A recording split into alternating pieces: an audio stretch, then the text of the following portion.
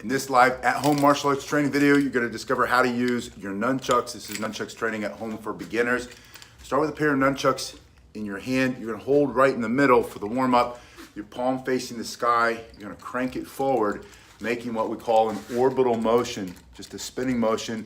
You're pushing your hand forward in a small circle in this way. That gets it to go around to the front. If you reverse it, you'd be pulling it into you. You're going to do both those motions in this warm-up. But you're going to go forward first, turn your palm over, bring it to the opposite side of your body, spin it forward over here, turn it back, palm up, palm down. This whole warm-up, first motion is about 30 seconds. Palm up, palm down, and then you're just going to go up and down.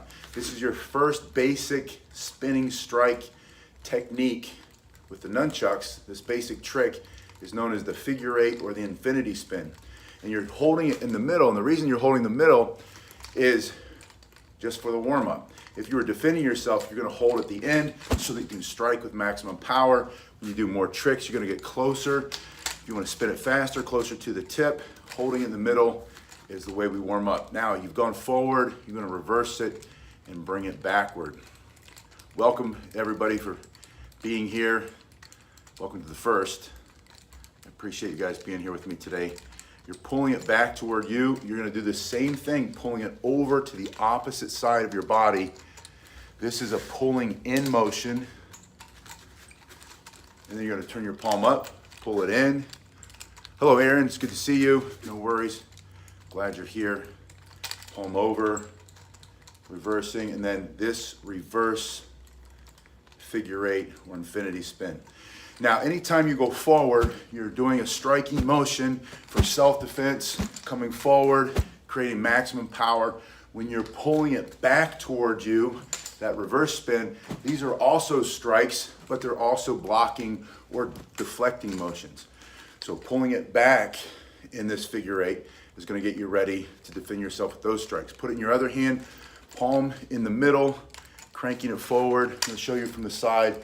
You can see it's just a small circle that's going to the outside of my body. Turn your palm over, turn your palm up, palm down, up and down. You've got your figure eight. Hello, Matthew, it's good to see you. Chad's here. Welcome, Chad. Good to see you too. So this is your forward spin. You can see as you turn your hand over more, you're gonna get it more straight, meaning that it's gonna look straighter this way. If you're here closer, you can spin and just, it's not gonna be that straight line. If you're here, you want a nice straight line.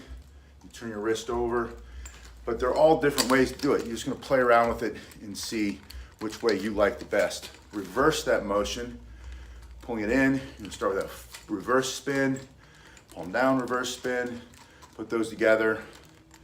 You've got your reverse figure eight. Now that's the figure eight. That's the most basic thing. I want you to put your hand here on the very end. We talked about that at the beginning, striking, create maximum power to hit somebody.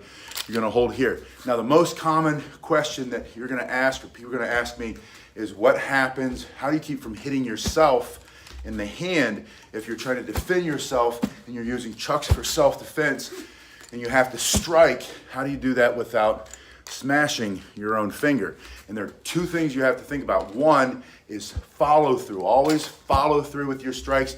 If you hit here and stop, you can see that's where it naturally lands. So if you go forward, it's hard for me to hit myself on purpose, but go forward, not because it hurts, but because my brain has trained it out. Go forward and it's gonna hit yourself in the hand or hit yourself in the face. But if you follow through, it's coming back down across your body or out into space, and you're not gonna hurt yourself. So that's the first thing. Second thing is where you're holding it. If you hold it here at the very end, you're less likely to smash your fingers because you're gonna be hitting with this part of the tip. Now these are speed chucks, and if I fold them in, you do hit yourself in the hand. If you have the longer chain when you fold them in, your hand has space there and you're not gonna hit yourself. I'll show you that on another video. So now, holding on the end for self-defense strikes, I want you to come down and up. The third part of not hitting yourself is how you stop it. And what happens here is you can see your hand is closed, and then as you come to the very end, you're going to come here. Garrett asks, can we do the tornado spins with the double nunchucks? Yes, I will do that on another video. I have limited time here on another live stream. I'll do that. I almost did double nunchucks for this one, but I wanted to do some basics. So I grabbed the single and I grabbed this one. See how my hand's opening? When you open your hand like that, when you bring it down, that acts as a natural break. If you keep your hand closed when you come down, you smash your knuckles. When you come down, your hand will open. You can see that a little bit. And that takes the energy just enough out of the chuck so that it goes into your hand instead of smashing your knuckles. So you practice that slowly at first as you go down, opening your hand, but not opening your fingers so that it comes out. And then after a while, you'll do that without thinking about it. So you're coming down first. You can hear that I'm starting to put some power into the strike, and you need that power for self-defense. It's also good to make your body stronger so that you can move faster with the chucks as you get better with the tricks. So you're coming up and down. This downward motion is a strike. If you turn your palm facing the ceiling and you bring it up, now you're hitting him under his chin or into the groin, or he's reaching out, maybe he's got a weapon, and you're gonna smash that fist or smash that hand. You're gonna hit him really hard as you come up with this. So you're gonna come up this way, down here, up and down. The second strike is a diagonal strike coming off of the same shoulder. This is your right hand, that's your right shoulder. You're going across to your left hip, and as it comes through, it just kind of wraps around your body. Your hand opens again. Your big bum is gonna be in the way. It's not gonna hurt as much. When you come back, you're just putting it there and letting it wrap around your shoulder. It's not gonna hurt you in the back. You just come across and back. Diagonal strike is very effective for self-defense. And then a horizontal strike. And as you come across, your palm is facing the sky. You're coming from the same shoulder, your right shoulder, right hand. Come across, think about jaw or temple or into his body, into his waist, into his knees, and then coming back, palm facing down. So when you come across, palm facing up. When you come back, palm facing down. The question was nunchucks in Canada. Check that first link below. That goes to Century Martial Arts. And I know they do supply to Canada. I don't know what the laws are, but Century Martial Arts is the biggest martial arts supplier in the States. And you'll know right away if you can get it shipped to Canada or not if you go to that first link. So if you need a pair of chucks, look at the first link below. But palm up, coming across and down. You're gonna increase the speed as you warm up. Always go faster. If you can go faster in practice, you'll go faster when you need it. Then from your shoulder, come to your hip, come back to the other hip, and then pop him up under his jaw, making this right triangle. I also call this the Bruce Lee, or if you watch that Naruto Mighty Guy, I think he's called. And there's one other guy, something Lee. I always call it Spike Lee, but that's not what it is. Somebody put in the comment section below, who are the two Nunchucks guys in the Naruto franchise? But they all do this. This is just a really common, if you think about it, it's a right angled triangle, right? 2 90 degrees and then one up across the top. That's all that is. But now you're practicing 3 strikes in a row. You're gonna put it into the other hand. Rock Lee, thank you. Rock Lee and Mighty Guy. And coming across from the other side, one guy's big like me, the other guy's skinny like my best friend. We both use the chucks really well. Coming across, you start with that up and down, and then across and back, and then side to side, and you put it together. And if you want, you can add a spin up and a spin down, a spin up and a spin down. Now that spin up, if you're here, coming here and back, and then here and down, you can add a spin in each of those motions. It's been a while since I've done that, but spin across, spin back, spin up, spin down, spin across. There's a motion here. We can do a small circle above your head, and then a big circle, small circle, big circle. It's a great way. I just whacked myself in the head. It's a great way. That's good. You want to hit yourself. If you're not hitting yourself, it's like when we use the long martial arts staff. If you don't drop it, you're not growing. You're not gonna hit yourself as much with the staff, but you're gonna crank yourself a little bit when you're not focused, when you're trying to teach to a camera. You'll crank yourself a little, which is good. That'll improve your focus, that'll improve your technique. Small circle, big circle. But learn some new techniques.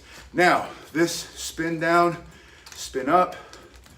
I want you to know all these basic moves so that you can weave them together and make yourself a simple form, or we'll call it freestyle. Don't think about forms so much. I can teach you a lot of different forms with the chucks, but instead of following someone else, make your own. Let's talk about this motion. When I bring this here, my palm, my hand, my arm, what's it called, forearm, my forearm is up and down. It's perpendicular to the ground like a tree growing out. Your other hand comes in front. Almost everybody I teach this to tries to do one of these and grab it from behind. The problem is the little kids are so flexible they can do it. I can't get back there very far anymore. You gotta go in front of your body and grab it under your elbow. But look at this. See how it's just hanging there? It's hanging there for a very important reason that I want you to understand. Because when you start to do this, almost everybody's gonna do one of these, and they bring it into their head, or they do one of these and they bring it out and they're trying to grab it and they can't get it. Wherever you point this has to follow it. So if you point this directly to the ground, see how it goes just directly to the ground, how it's straight now? Then it has to pop down there. And if you pull your arm out, it's gonna be too far away. So make sure you're nice and tight to your body. That's a proper way to do it anyway. Keep it tight. And then, look at that, it's right there. Now, let that go. You're gonna whip that across. You're gonna bust him in his chin for self-defense and bring it over to this side. But there it is again. Wherever you point this one, that one has to go. So if you're frustrated and you can't get it and you're getting all mad at yourself, you're gonna get mad at the chucks. You're gonna blame the chucks. Don't do that. It's you, right? Take full responsibility. 100% ownership. Reach across the body. There it is. If you put it there. You put it there. Put it where you want it. You start getting frustrated, take a deep breath, and realize you have 100% control over where that goes. And it has to go there every time. And your hand's gonna go right there. You're gonna grab it and pull it out. Now, once you get out, do a couple spins up here in the air, and then push your hand down and back and hit the upper part of your arm, the bicep and the tricep, front and the back. Once you do that a couple times, you're gonna throw it into, missed it, throw it into your armpit. You're gonna pinch down and get it all stinky, right? And then from here, once you're squeezing, you're creating tension. So see how I start to, I'm gonna do this with my hand. Good afternoon, Alita, it's good to see you. As you start to do that, that puts tension on it. That tension has to go somewhere, so you're gonna stick it in his face for self-defense. So you do a couple of these upper arms, catch it, squeeze. I call this the Bruce Lee stinky armpit. Squeeze, oh, missed it. Squeeze it. And guess what? You're gonna miss it. That's good. That means you're trying something new. After a while, you won't miss it as much, but I pray that you struggle. I hope this is hard for you. I hope you struggle and you don't quit, because if you struggle and you don't quit, you're gonna grow.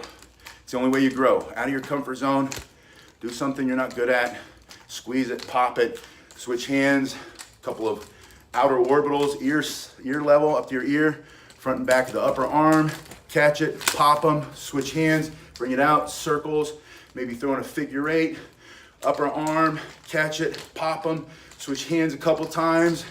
From here, Bruce Lee triangle, orbital, upper arm, figure eight, back to the upper arm, pinch, Bruce Lee, stinky armpit, and then back to this one. Now I want to show you the wrist roll. Oh, let me show you, before we go to the wrist roll, let's go forward. Because I often don't show you forward because so many people resist me. I'm like, you gotta go forward, they don't like it. And there's a simple reason. It's coming to the back of your head. You're gonna whack yourself. If you point the tip at your head, it's gonna hit your head. So don't point the tip at your head, point it straight up to the sky. And it has to go to the sky. As long as your head's not in the way, it's gonna run into your arm, your hand. You're gonna stick it right there between your first finger and your thumb. It's kind of hard watching. There we go. And then look what my hand's doing. That's all your hand's doing. Just down, up, down, up. There's a good chance I'm gonna pop myself, so stay tuned. From here, pop it up, pop it up, pop it up. Let me see if I can get a better angle. That's all you're doing. Bring it over. Missed it. If you miss it, keep going. You just go side to side. You want to bring it around your neck. Put your hand next to the opposite side of your face. If you're holding with your right, your left hand is going to go in your right cheek. Bring it across and make sure it's horizontal to your shoulders. If it's not horizontal, you're going to hit yourself in the head. I laugh because I hit myself in the head so much. I expect to do it. Bring it out. Do some figure eights. Do that upper arm. Do your Bruce Lee. Pop them. Switch hands. Triangle. Side to side. Forward. Across the body. In the other hand, you got some new tricks. Last one. Wrist rolls to a wrist roll. Wrist roll. Wrist roll. Now, this is where the length of the chain is really going to determine where you hold it. And you're going to have to figure it out because every pair, not every pair of nunchucks is different, but most pairs of nunchucks are different from other kinds of nunchucks. This has a short chain. You might have a short chain or string. I have strings up there, speed chucks, Lissajou speed chucks. Some of you guys know what that is. And then I have dinosaur chucks, which is the long chain. And then I have Chinese chucks, which is a short stick and a really long chain. And they all move so differently. So from here, when you, there we go, I dropped it. That's a good sign. Either I'm losing focus, which is what it is. I'm losing steam. I've been going and going and going all week. Or you're getting out of your comfort zone. Either way, it's only a problem if you don't pick them up. Go ahead and drop them, pick them up. When you start to do this one, you're gonna drop it over and over and over again. And that's what I want for you. I want for you to drop it. I want you to struggle. I want you to feel challenged. I want you to struggle a lot and not quit. Because when you struggle and you don't quit, you grow. The only way you grow is out of your comfort zone. Write that down. You're not going to grow if you don't get out of your comfort zone. So I pray that you struggle. Every morning I wake up and I pray that my kids have enough struggle and support that day they feel like they've grown, they've learned something, or at least they're moving in the right direction. So you're going over the back of the hand and back. One side to the other side. Then you put that together with your figure eight, and then you can do wrist roll, wrist roll, wrist roll. And then all of a sudden you have some new techniques. You do a couple of wrist rolls, do your Bruce Lee triangle, do your upper arm, your stinky pit, changing hands, your small circle, big circle, small circle, big circle, small circle, big circle, and then a wrist roll, then you throw it and catch it or drop it. And if you drop it, that's good, just pick it up. But when you want to throw and catch, you're gonna make a circle. Now this is your right hand. On your right hand, you're going clockwise, old-fashioned analog clock, tick, tick, tick, tick, tick, with a little sweeping second hand, goes around this way. When it's in your right hand, it's clockwise. When it gets to about 10 or 11 o'clock, you're gonna let it go, and you're gonna catch it with your left. And then you're gonna spin it and counterclockwise with your left hand. When it gets to 1 or 2 o'clock, let it go. See that it goes a full turn. It's gotta turn a full turn. When you let it go in your hand, your palm's gonna be facing away from you. When you catch it, your palm is facing the sky. And then you're gonna reverse it. Palm faces away, palm faces the sky. Then, once you've mastered that, you can go into your figure eight, you can throw it from behind your back into the other hand, switch feet, into the other hand. When you get really good, you won't have to look at it. You can see that I'm looking at it because I haven't done it in a long time.